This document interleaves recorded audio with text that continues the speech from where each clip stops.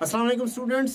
बढ़ते हैं activity based costing वाले क्वेश्चन की तरफ। रिक्वायरमेंट है कि एक हमने एब्जॉर्प्शन कॉस्टिंग से और एक हमने एक्टिविटी बेस्ड कॉस्टिंग से प्रोडक्ट वाइज इनकम स्टेटमेंट बनानी है। तीन प्रोडक्ट्स हैं हमारे पास, सेल्स और प्रोडक्शन भी मौजूद है, सेलिंग प्राइस भी है, डायरेक्ट मटेरियल भी है, डायरेक्ट लेबर भी है। पर यूनिट के हिसाब से मशीन डिपार्टमेंट के मशीन आवर्स पर यूनिट भी हैं, असेंबली डिपार्टमेंट के direct labour hours per unit भी हैं। Recovery of overhead allocated and apportioned to machine and assembly department including service cost center is to be made at the following rates: 120 पर machine are और 82.5 पर direct labour hours. ये हमने करनी है और ये होती है हमारी एब्जॉर्प्शन कॉस्टिंग में। Detail of overheads for the year are as follows. हमें machining services, assembly services, order processing, purchasing, setup वगैरह से रिलेटेड 94.1 की क्या दे दी गई है, ओवरहेड्स की डिटेल दे दी गई है। You have been provided with the following estimates: number of orders by the customer, number of orders to the suppliers, number of setups. ये टोटल नंबर में दे दिए गए हैं। हमेशा हमें ख्याल रखना है कि ये टोटल होने चाहिए, जो सी भी बेस हो हमारी, चाहे हमारे FOH के अंदर काम कर रहे हों उसके अंदर आपने बेस बनानी हो, चाहे एक्टिविटी बेस्ड कॉस्टिंग के अंदर आपने बेस बनानी है, जिसे हम कॉस्ट क्या नाम है, एलोकेशन ऑफ कॉस्ट के लिए यूज़ करते हैं। ले जी, अब आप क्या करेंगे, आप ये काम करेंगे कि ये जो सेल्स की वैल्यूज़ हैं ये यूनिट्स हैं, यूनिट्स लिख देंगे, सेल प्राइस लिख देंगे एक रफ वर्किंग के अंदर, और वहाँ से कोई ना कोई आप नाम ले देंगे उसे जे और के, तो जे इंटू के कर देंगे तो आपकी वैल्यूज़ आ जाएंगी। एक फॉर्मेट बनाएं इनकम स्टेटमेंट का और एक फॉर्मेट बनाएं अपनी वर्किंग्स का। यहाँ पर ए बी नहीं यूज़ होना चाहिए क्योंकि ABC कॉस्ट है, लेकिन मैंने यूज़ कर दिया है, ये गलती है। अच्छा, अब बहरहाल 30, 40, 50 ये यूनिट्स थे, फिर सेलिंग प्राइस पर यूनिट थी, और C1, C2 ये मटेरियल की कॉस्ट और लेबर की कॉस्ट पर यूनिट है। इन दोनों को इकट्ठा कर दें तो ये हमारी प्राइम कॉस्ट बन जाती है। तो ये प्राइम कॉस्ट आ गई हमारी पास। हम प्राइम कॉस्ट के ज़रिए भी कर सकते हैं, हम अलहदा से ही सेल्स में से वेरिएबल कॉस्ट, मटेरियल, लेबर और ओवरहेड्स की अलहदा से भी कर दें तो भी हो सकता है काम।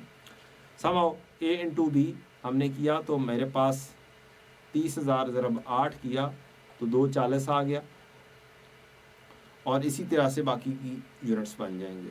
ओवरहेड्स ये प्राइम कॉस्ट आई 195 की, A into C quantity A 30,000 into C 6500, इसको मल्टीप्लाई किया तो मेरे पास ये वैल्यू 195 आ गई।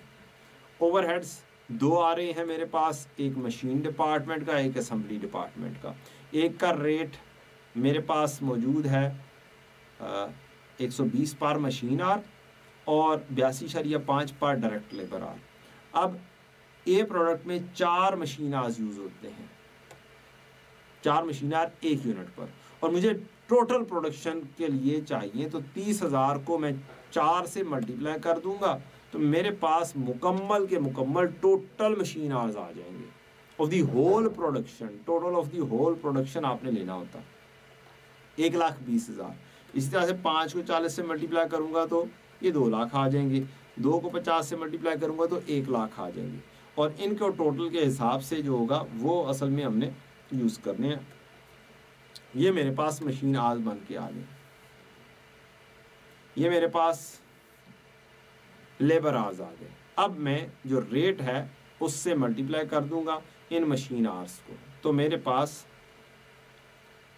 120 ज़रब मशीन आवर्स 1,20,000, इससे जब हम मल्टीप्लाई करेंगे 120 को तो हमारे पास एक अदद वैल्यू आ जाएगी। ऊपर 1000 में डाटा है, रुपीज़ 1000 में, तो हम भी 1,20,000, ये जो 1,20,000 है इसको अगर 1000 में कन्वर्ट कर दें और रेट मेरा 120 है तो 14,400 मेरी वैल्यू बन जाएगी। इसी तरह से ये वाले मेरे मशीन आर 200 वाले ये पिक करेंगे और रेट हमारा 120 का है, तो 200 को 120 से तो ये 24,000 बन जाएंगे।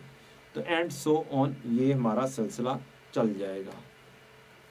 इसी तरह से असेंबली की डिपार्टमेंट में जो हमें रेट दिया गया है वो है 82.5 पर लेबर आवर, लेबर आवर के हिसाब से। तो टोटल लेबर आवर्स मेरे पास 60 हैं, 60 को मैं मल्टीप्लाई कर दूंगा 82.5 से, फिर 120 को मल्टीप्लाई कर दूंगा 82.5 से, फिर 350 को मल्टीप्लाई कर दूंगा 82.5 से।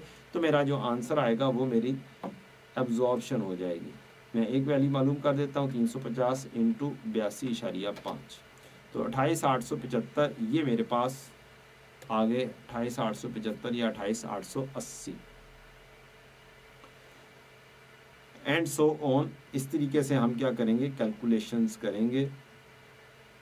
120 को अगर मल्टीप्लाई करना हो 82.5 से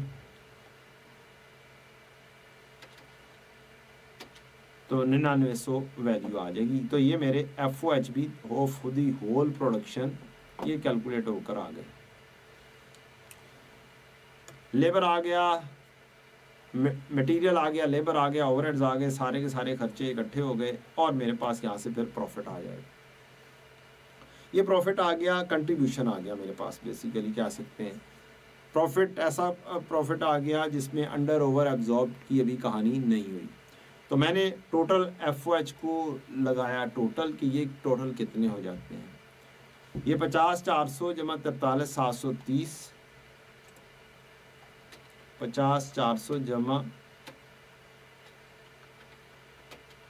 43,730 माइनस 94,100, 94,100 मुझे क्वेश्चन में दिए हुए थे 94.1 मिलियन। ये मैंने किया तो सिर्फ 30 का फ़र्क आया, 30,000 का ये फ़र्क है। तो ये 30,000 का जो फ़र्क है 30 का, ये मैंने देखना है कि ये अंडर एब्जॉर्ब्ड है या ओवर एब्जॉर्ब्ड है। प्रॉफिट के अंदर अगर एडजस्टमेंट करनी हो तो जो खर्चा होता है अगर हो अंडर एब्जॉर्ब तो मज़ीद खर्चा आप रिकॉर्ड करते हैं, प्रॉफिट कम हो जाता है। और अगर ओवर एब्जॉर्ब्ड हो जाए 30 के साथ ही ओवर एब्जॉर्ब्ड है, ज़्यादा खर्चा लिखा गया, मीन्स प्रॉफिट को मुझे मज़ीद बढ़ाना है।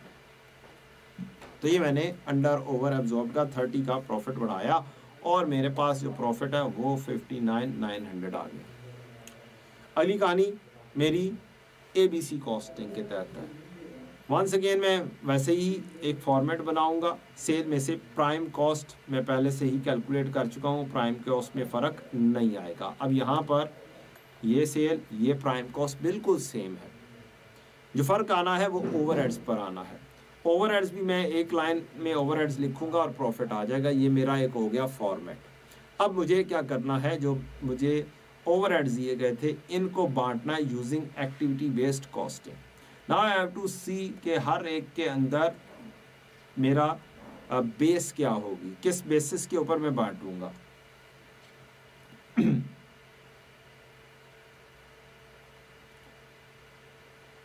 ये मैंने खर्चे लिख लिए, ये मैंने टोटल उसके लिख लिए।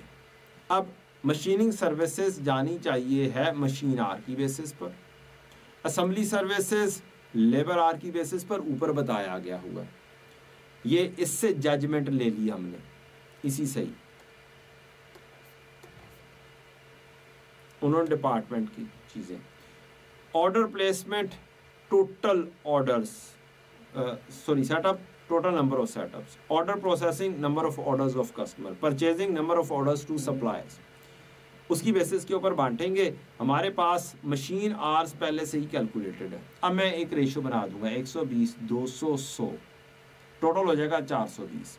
इस रेशो पर मैं ये खर्चे बांट दूंगा। सबसे आसान तरीका कार है मैं ये वाली चीज़ लिख दूँ। इसके अलावा इसको मज़ीद शॉर्ट करना हो तो एक सिफर और कम कर दे, तो मेरी रेशो बनी 10, 20, 12 और 42। अब मैं क्या करता हूँ, मैं इसको इस रेशो पर तोड़ देता हूँ। FOH में भी हम एलोकेशन इसी तरीके से ही करते हैं। 35,700 मेरा टोटल खर्चा है, ये वाला 35,700 मेरा टोटल खर्चा। इसको मैं डिवाइड कर दूंगा 42 से, तो मेरे पास एक यूनिट की वैल्यू आ जाएगी। डिवाइड बाय 42, ये मेरे पास एक यूनिट की वैल्यू आ गई। मल्टीप्लाई मैं करूंगा 10 से पहली दफा, तो मेरे पास इन 10 यूनिट्स की वैल्यू आ जाएगी।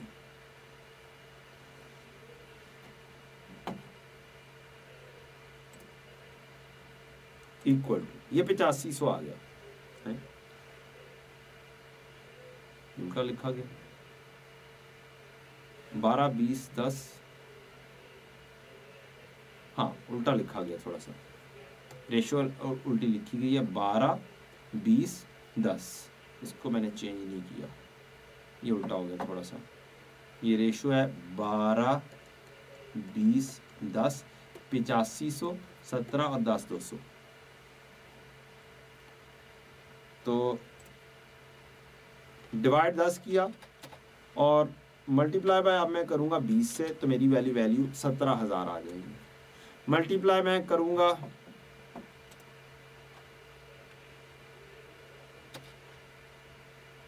10 से, तो मेरी वैल्यू 8500 आ जाएगी। ये तरतीब सही होगी, ये सब में तरतीब आउट हुई होगी।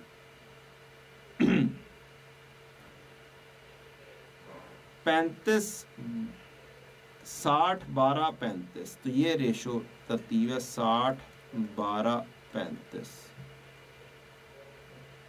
6 12 सॉरी 60 120 350 या 6 12 और 35, यस 6 12 और 35, ये रेशो हो जाएगी 6 12 35 की रेशो पे, और टोटल हो जाएगा 53। 31,800 को मैं डिवाइड कर दूंगा, 31,800 को डिवाइड कर दूंगा 53 से, मल्टीप्लाई बाय 35 करूंगा तो ये वाली वैल्यू निकलेगी 21,000। Let's check it out. 31,800 तकसीम 21,000 मल्टीप्लाई तकसीम 53 मल्टीप्लाई बाय 35, तो ये 21,000 आ गया, ये वाली वैल्यू। तो तरतीब से लिख लें। उसके बाद अगली कहानी, रेशो में अगर हम जाएं तो मेरी जो number of orders of the customer आ जाते हैं वो आ जाते हैं 16 8 8।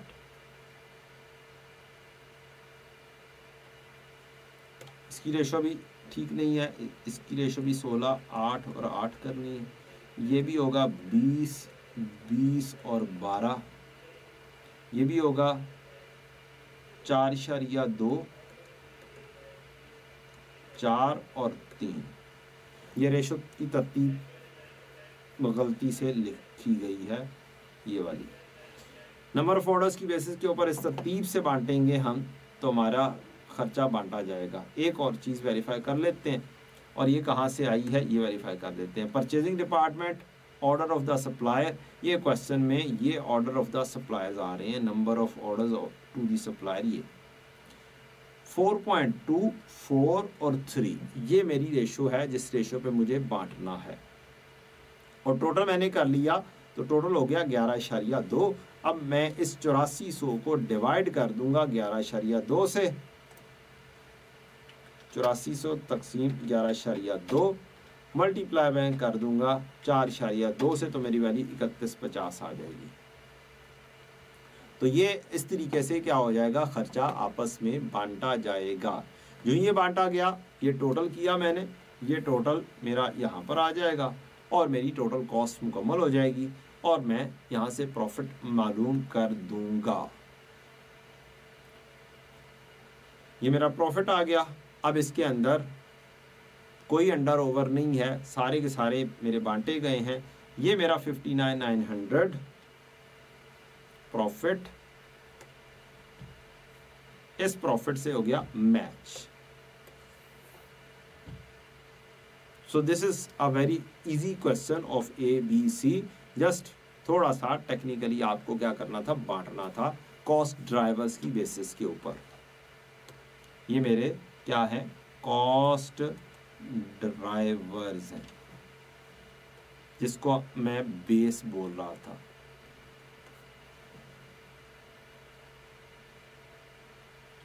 और ये मेरी कॉस्ट पूल है जो एक्टिविटी हमारी होती है। तो मशीन आर, यहाँ पे सेटअप्स लगने थे, कस्टमर्स, ये हमारे तीनों क्वेश्चंस के अंदर डायरेक्टली गिवन थे। दो चीज़ें हमने मालूम कर ली थी पहले से ही एब्जॉर्प्शन कॉस्टिंग के तहत, तो वहीं से हमारी यूज़ हो गई।